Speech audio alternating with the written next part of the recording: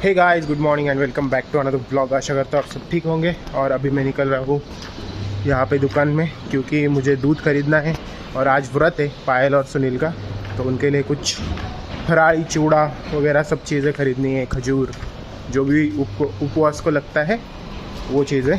मैं तो नहीं पकड़ने वाला भाई उपवास, क्योंकि बहुत मुझे बोर होता है उपवास के दिन। तो मैं अपना रोटी चपाती खाऊँगा। पायल को पराठे बनाने को बोला है मैंने, स्पेशल वाले पराठे देसी घी के।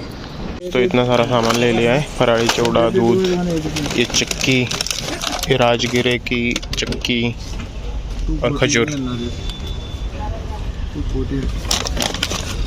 दोस्तों आज एकादशी है, तो पायल की साफ सफाई चल रही है घर की, पोछा लगाया जा रहा है। गुड जॉब पायल।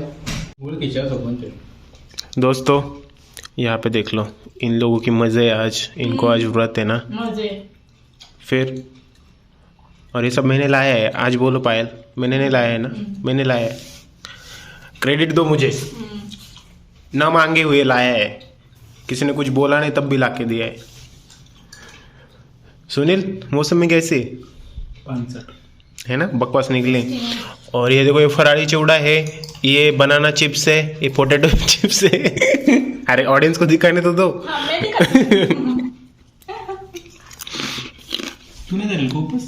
चाय पीते हैं दोस्तों। अरे भाई मुझे पसंद नहीं वो।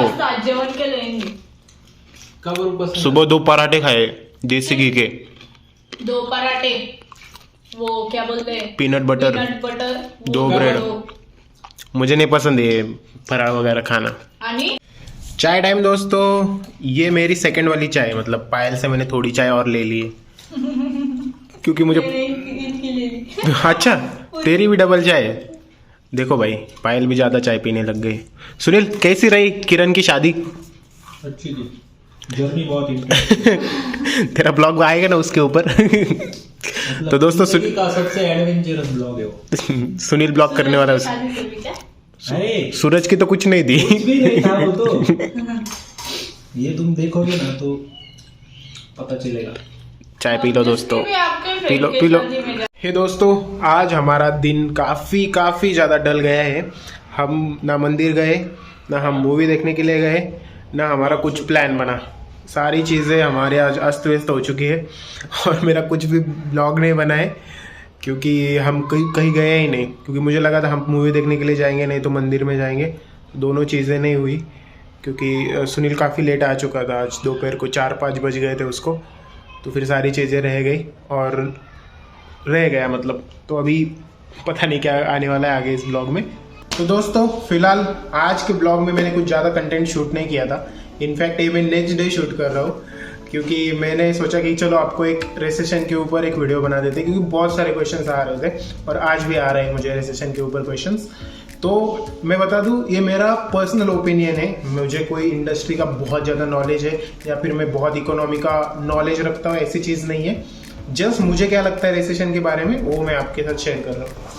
तो दोस्तों हाँ, कुछ दिनों से ऐसी न्यूज़ आ रही है, आपने देखा होगा, ट्विटर ने एम्प्लॉयज़ निकाल दिए, अमेजोन ने निकाल दिए, जो पॉपुलर इंडियन कंपनीज है एसेंचर ने निकाल दिए कुछ एम्प्लॉयज़ वगैरह। तो ऐसी न्यूज़ आते रहे हैं और इससे क्या हो रहा है कि जो स्टूडेंट लोग हैं उनके अंदर बहुत ज़्यादा डर हो रखा है, बहुत ज़्यादा डर हो रखा है कि कहीं हमें भी इसका इम्पैक्ट ना हो, या फिर जो लोग काम कर रहे हैं उनको भी आजकल टेंशन होने लगी कि हमारे साथ भी कहीं ऐसा ना हो जाए। तो ये सिचुएशन क्यों आई है? क्योंकि लोगों को ऐसा लग रहा है कि रिसेशन आ चुके हैं इंडिया में या फिर globally all over the world. अब मैं आपको छोटी सी आसान भाषा में रिसेशन समझाऊं जितना मुझे पता है। मतलब slow down, economic slow down जो होता है उसको रिसेशन बोलते हैं। इसका मतलब क्या होता है, जो कंपनीज होती है उनको नुकसान होने लगता है, उनका प्रॉफिट कम हो जाता है। इसके वजह से वो कंपनीज क्या करती है, कॉस्ट कटिंग करने लग जाती है ताकि उनका प्रॉफिट बढ़े। और कॉस्ट कटिंग करने का सबसे आसान तरीका क्या होता है, कॉस्ट कम करने का, जो आपके पास रिसोर्सेस है उनको कम कर दो। अभी रिसोर्सेस क्या है, जैसे मैं अपनी कंपनी में काम कर रहा हूँ तो वहाँ पे मैं एक रिसोर्स हूँ, तो वो रिसोर्सेस को कम कर देते हैं, तो उनके ऊपर जो खर्चा होता है वो भी कम हो जाता है कंपनी का। तो इससे कंपनी को थोड़ा फायदा हो जाता है। तो कंपनी अपना प्रॉफिट और लॉस मेंटेन करने के लिए कॉस्ट कटिंग की मतलब करते रहते हैं, हर बार होता रहता है।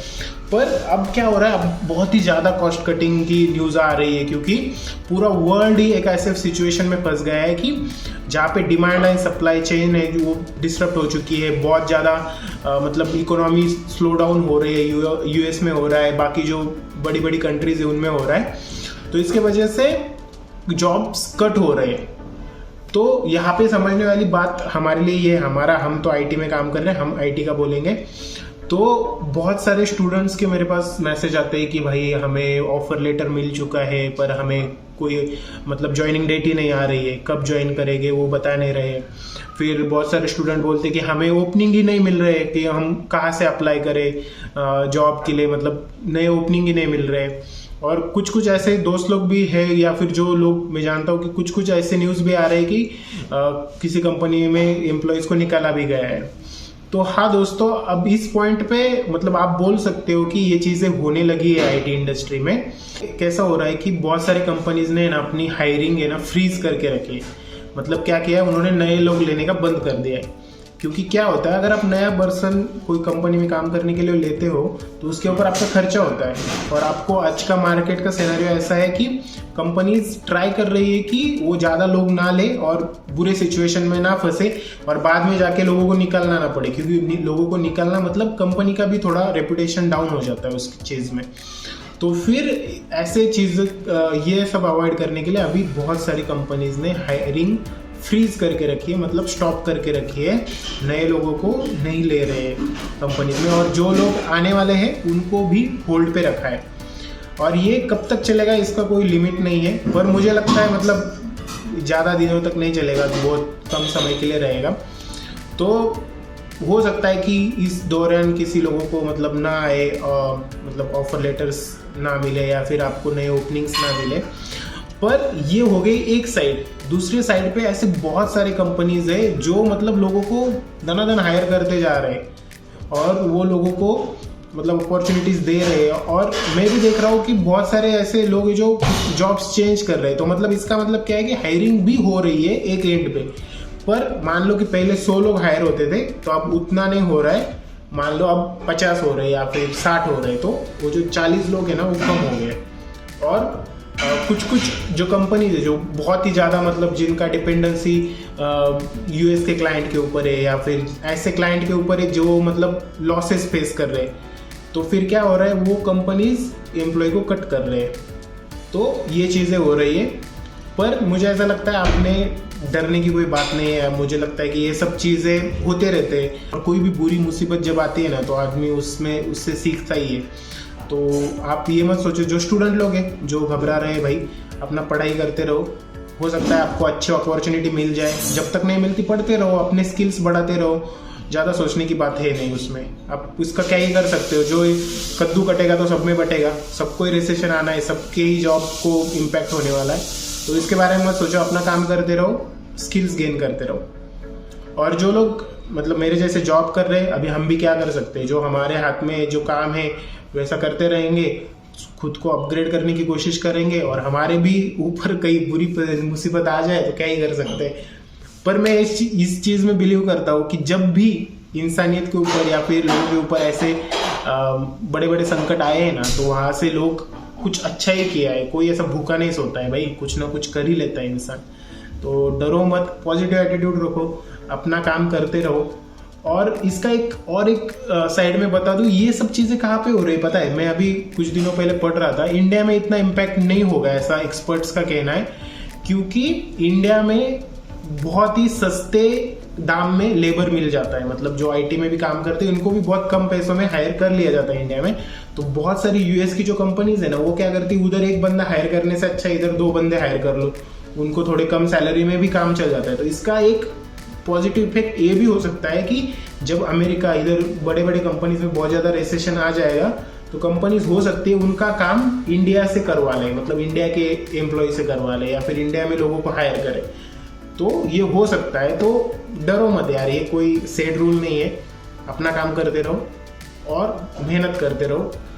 और एक चीज़ मैं एडवाइस करना चाहूँगा, अगर आपको ऐसे कन्फ्यूजन सी हो रही है ना भाई, तो आप सोचो कि आप क्या और तरीके से पैसे कमा सकते हो। ज़रूरी नहीं आपको आईटी में ही जॉब है, कुछ और भी तो कर सकते हो ना आप। जैसे आप कहीं पे ट्यूशन्स पढ़ा सकते हो, आप कहीं पे क्लासेस को ज्वाइन कर सकते हो जहाँ पे आप पढ़ा सकते हो आपका नॉलेज से, या फिर आप आजकल ऑनलाइन अर्निंग के तरीके भी ढूंढ सकते हो।